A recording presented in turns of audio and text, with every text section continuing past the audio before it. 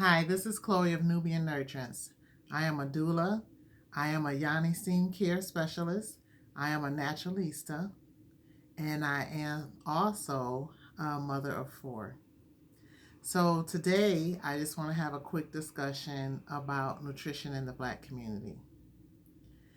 Black women has been providing nutrition for America since we came to this country. The Black women cook for the masters, the ones that were in the master's house, and the ones that were in the field cook for their families after they worked the fields. Once slavery ended, Black people were maids to white people. We were maids from the end of slavery until about the 50s or 60s. People began to stop being maids around that time, and that is when we began to see processed foods in the stores. White women had decided that they couldn't cook and they weren't going to learn how. So you begin to see frozen dinners. You begin to see mashed potatoes in a box that were flakes. All you had to do is add water. You begin to see frozen macaroni and cheese, frozen lasagna, box cakes, slice and bake cookies, cookies on the shelf already made. All you had to do was open the package.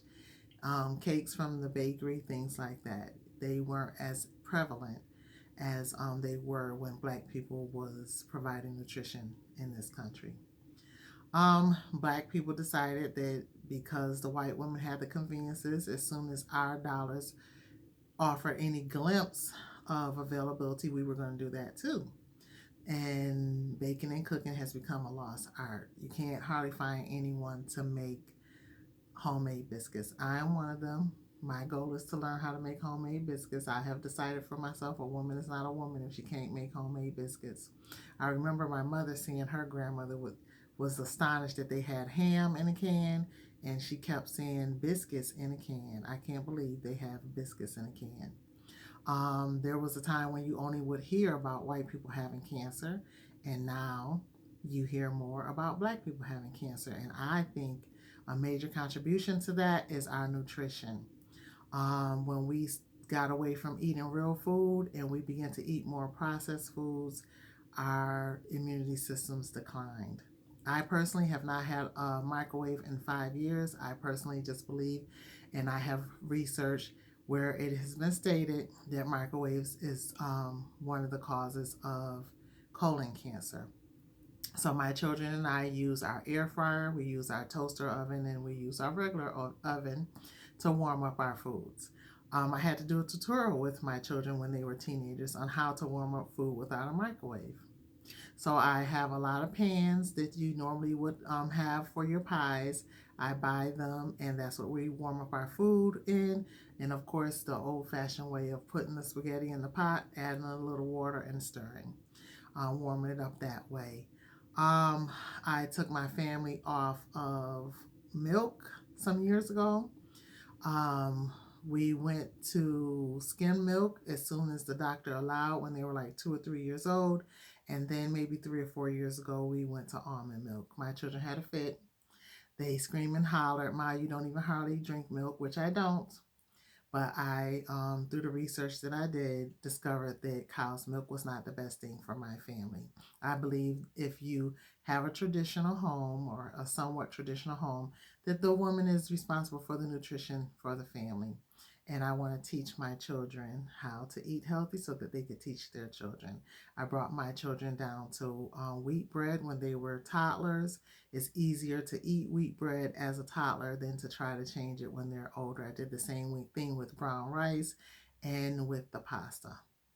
It's easier to get them to, trained when they're younger than if they're older. It's not impossible to do when they're older.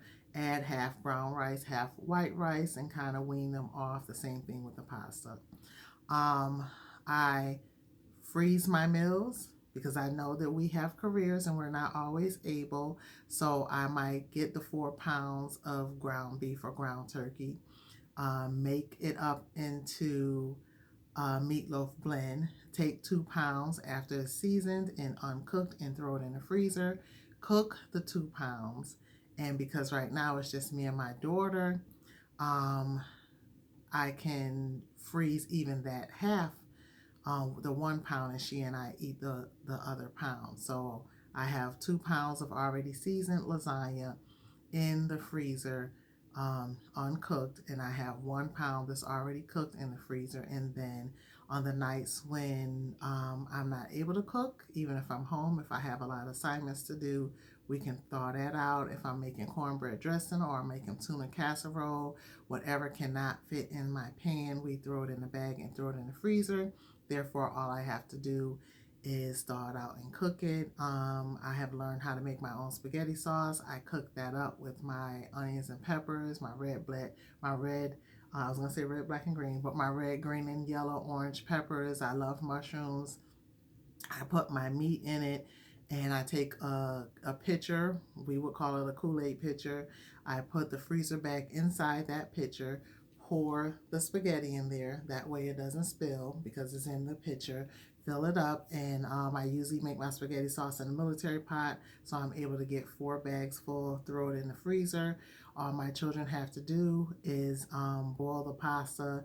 I bring out the bag the morning before I go to work. If I'm working late, the sauce is already there. They're just warming it up in the pasta, and they have a home cooked, delicious, nutritious meal in my absence. Not to say we never eat out, but we really do try to minimize it. Financially, I couldn't afford it as a single mother of 4. And nutritiously, we can't afford to eat all of the unhealthy foods. So find ways that you can freeze food, freeze leftovers. Buy the big bags of chicken or packages of chicken, cook it all, or the beef or whatever you're cooking. And before you even serve it all to your family, put half of it in the freezer. I have made a huge Thanksgiving turkey, and before we even sat down, I threw half of it in the freezer so that the next month or some weeks later, all I had to do was thaw it out on a Sunday. Once again, especially if my schedule was congested, and I could just make my size, but the bulk of the meal is done.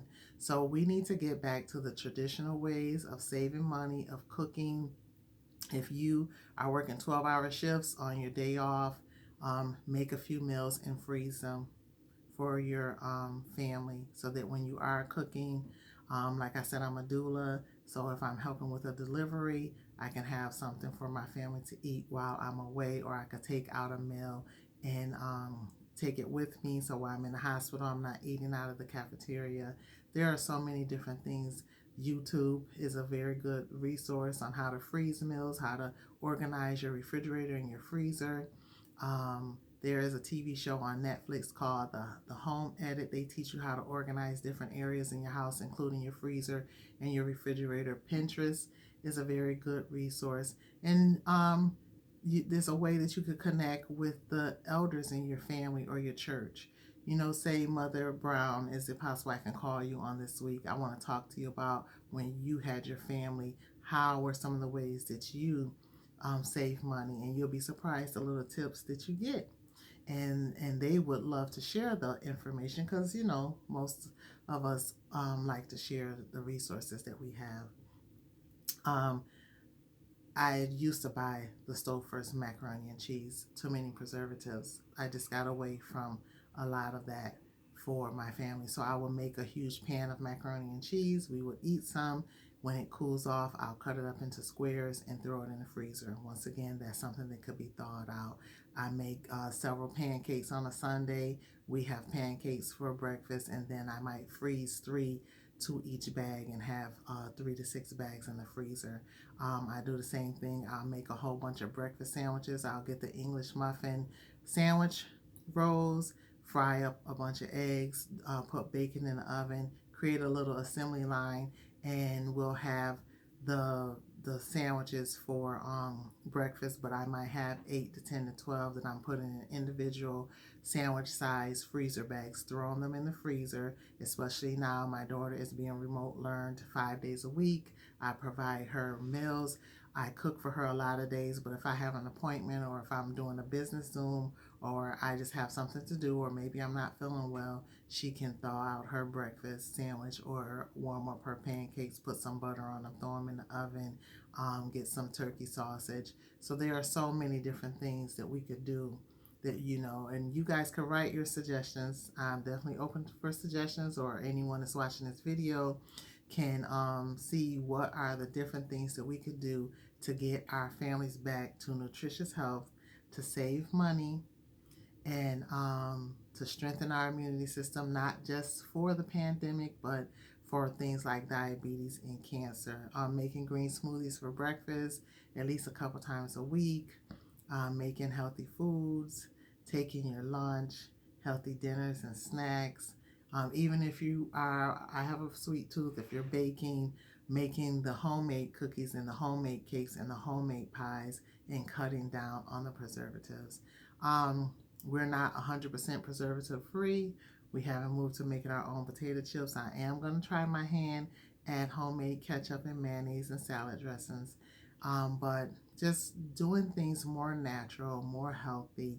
I'm definitely looking forward to, when I'm blessed with my own home, to have a garden to grow some things. You could buy seeds with your food stamps or your EBT, and just to provide nutrition for our family. And maybe I'll go into more the benefits of why we as a people need to get into gardening. I will do that on another video, if not the next one. Thank you guys so much. Definitely, if you are pregnant or you are a support system for a pregnant mom, being able to fix those foods for that mom and have her freeze some of the things. If you're pregnant and your support system is not what we would like it to be, maybe fixing some meals for you on the days when you are doing pretty good and you have your energy, so that when your energy is low, especially if you have other children, that you could just thaw out those meals and still provide nutritious food for your family on the days when you're not doing too well for your pregnancy. And then freezing foods, preparing for your postpartum if your support system is not high, so that when you are taking care of the new baby and you may be feeling overwhelmed, once again, you can provide healthy foods to help with your nutrition, your strength, your energy, to help with your lactation production, especially if you're breastfeeding, to provide for yourself, save money, and provide for the other children that are in the house. So there's so many benefits. Like I said, leave a comment on your suggestions, or what have I shared that you are going to try and you found helpful. Guys, thank you. Be well, be blessed, be a blessing.